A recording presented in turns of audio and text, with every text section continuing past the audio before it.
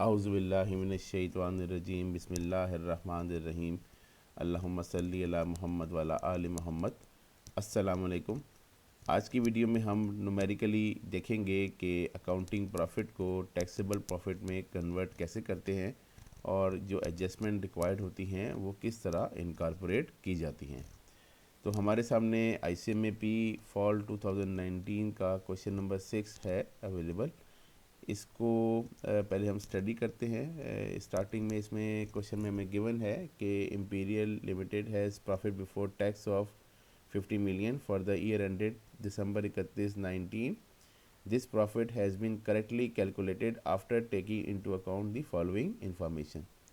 तो ये कुछ एडजस्टमेंट्स हैं जो हमें इस प्रॉफिट में परफॉर्म करनी होगी, फिर हमें टैक्सेबल प्रॉफिट कंप्यूट होगा और हमें रिक्वायर्ड में भी टैक्सेबल प्रॉफिट की कंप्यूट करना है। ठीक है जी। तो सबसे पहले हम ये अकाउंटिंग प्रॉफिट को यहाँ मेंशन करते हैं। ये मैंने एक फॉर्मेट आपके लिए बनाया हुआ है। ठीक है, 50 मिलियन हमने अकाउंटिंग प्रॉफिट रिपोर्ट कर दिया है। जो पहली एडजस्टमेंट है वो है interest income of 800,000 is still receivable, the income had been taxable in 19।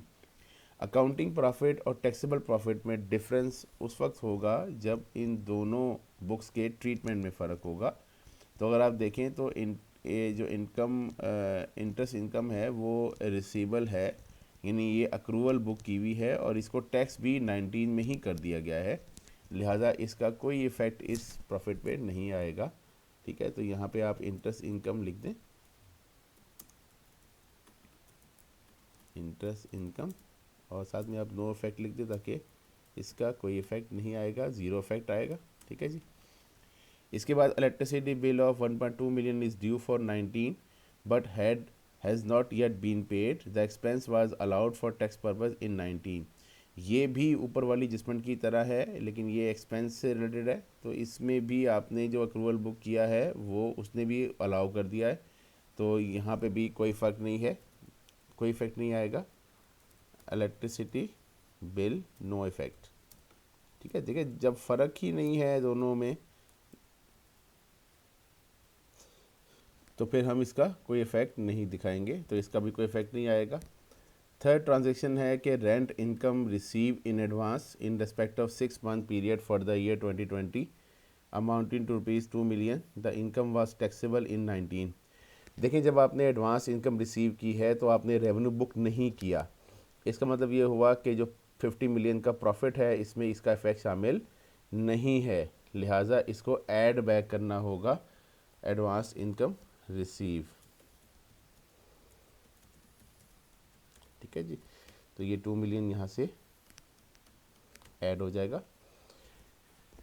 Water bill amounting to ₹1.6 million for the month of January has been paid, the expense was allowed for deduction for by tax authorities. आपने एक pre payment की है, इसको आपने expense book नहीं किया हुआ, लेकिन टैक्स अथॉरिटीज़ कह रही हैं चूँकि आपने पेमेंट कर दी है लिहाजा ये आप एक्सपेंस में से माइनस कर सकते हैं, तो इसको आप डिडक्ट कर लें क्योंकि आपने ऊपर अकाउंटिंग प्रॉफिट में इसका इफेक्ट नहीं दिखाया हुआ। ठीक है, प्री पेड वाटर बिल। ठीक है, तो ये आप माइनस कर लें 1.6 मिलियन से। ठीक हो गया। इसके बाद fine of ₹2.4 million was incurred during 19। This expense was not deductible for tax purpose, यानी ये फ़ाइन आपने पे किया है लेकिन फ़ाइन को आप ऐड बैक कर देंगे क्योंकि टैक्स अथॉरिटीज़ इसको अलाउ नहीं कर रही। ठीक है, फ़ाइन पेड ये आप ऐड बैक कर देंगे 2.4 मिलियन से। Then property, plant and equipment include a plant costing ₹28 million is being depreciated at 25% per annum at cost. Tax authorities allows a capital allowance of 15% of cost. The rates for depreciation and capital allowances are same for other non-current assets. देखें accounting depreciation को हम add back कर देंगे और हम tax depreciation को allow करेंगे। तो आप क्या करेंगे, इसमें अकाउंटिंग डेप्रिसिएशन को ऐड बैक कर दें क्योंकि अकाउंटिंग वाला जो रूल है वो डेप्रिसिएशन वो लोग टैक्स अथॉरिटीज़ अलाउ नहीं करते हैं। अकाउंटिंग डेप्रिसिएशन जो है वो 28 मिलियन का 0.25% है, ये ऐड बैक हो जाएगा और इसमें से लेस हो जाएगा टैक्स डेप्रिसिएशन, जो कि 15% है। ठीक है, इसको मैं ज़रा पहले 28 मिलियन का 15%, ठीक है जी, ये लेस हो जाएगा।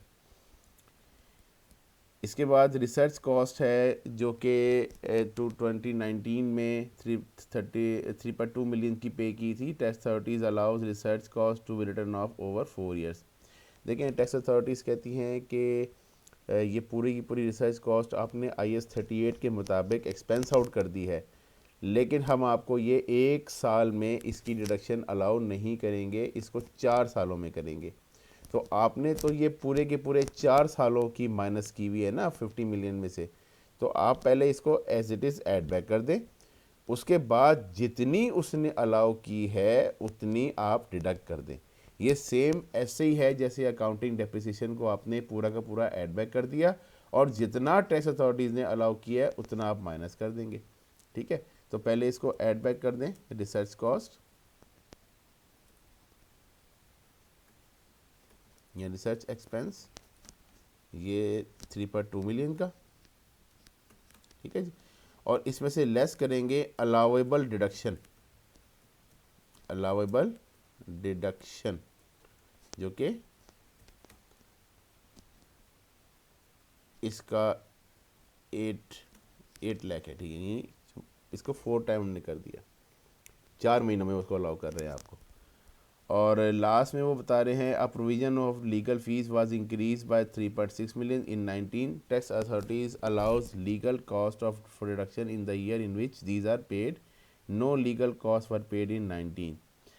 टैक्स अथॉरिटीज़ कहती हैं कि जी ये आपने एक्सपेंस बुक किया हुआ है, ये एक्सपेंस आपने प्रोविज़न के तहत बुक किया है, आपको ये अभी अलाउ नहीं है, लेकिन ये जो एक्सपेंस है ये आपको उस वक्त अलाउ होगा जब आप एक्चुअली ये पेमेंट करेंगे। तो कोई पेमेंट हुई नहीं है तो इसका मतलब कोई एक्सपेंस अलाउ भी नहीं है, लिहाजा ये वाला जो एक्सपेंस है, चूँकि ये एक्सपेंस 3.6 मिलियन का इस 50 मिलियन में से माइनस हुआ है, लिहाजा इसको हम ऐड बैक कर देंगे ताकि हमारे पास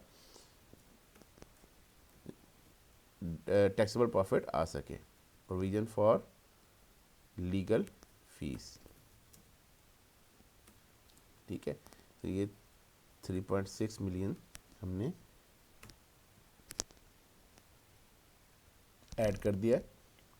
इसके बाद इन सब का हम इफ़ेक्ट दिखा लेंगे, इन सबको ऐड कर देंगे, जो माइनस होना है वो माइनस हो जाएगा, जो प्लस होना है वो प्लस हो जाएगा। तो देखेंगे मैंने ऑलरेडी फार्मूला लगाया हुआ था, 29% का टैक्स रेट है और 17,864,000 आपका करंट टैक्स लाइबिलिटी या करंट टैक्स पेबल कैलकुलेट हो गया। तो ये एक प्रोसीजर हमने डिस्कस किया जिसमें अकाउंटिंग प्रॉफिट टैक्सेबल प्रॉफिट में कन्वर्ट होता है, कौन कौन से आइटम इसमें प्लस हैं, कौन से माइनस हैं, किस में इसका नो इफ़ेक्ट है, उसके डिटेल से रीज़न्स हमने डिस्कस किए थे पिछली वीडियो के साथ। आपने इस वीडियो को कंजंग करके देखना है, अटैच करके देखना है। वो थ्योरेटिकल डिस्कशन थी, ये प्रैक्टिकल डिस्कशन है, न्यूमेरिकल डिस्कशन है। इसके बाद इंशाल्लाह हम करंट टैक्स के ऊपर थोड़ी सी डिटेल डिस्कशन करेंगे जिसमें हम अंडर प्रोविज़न और ओवर प्रोविज़न का कॉन्सेप्ट डिस्कस करेंगे और करंट टैक्स को कंप्लीट करेंगे। उसके बाद इंशाल्लाह फिर हम अपने डेफर्ड टैक्स की जर्नी स्टार्ट करेंगे। ठीक है जी, तो उस वक्त तक के लिए अल्लाह हाफ़िज़, अस्सलाम वालेकुम।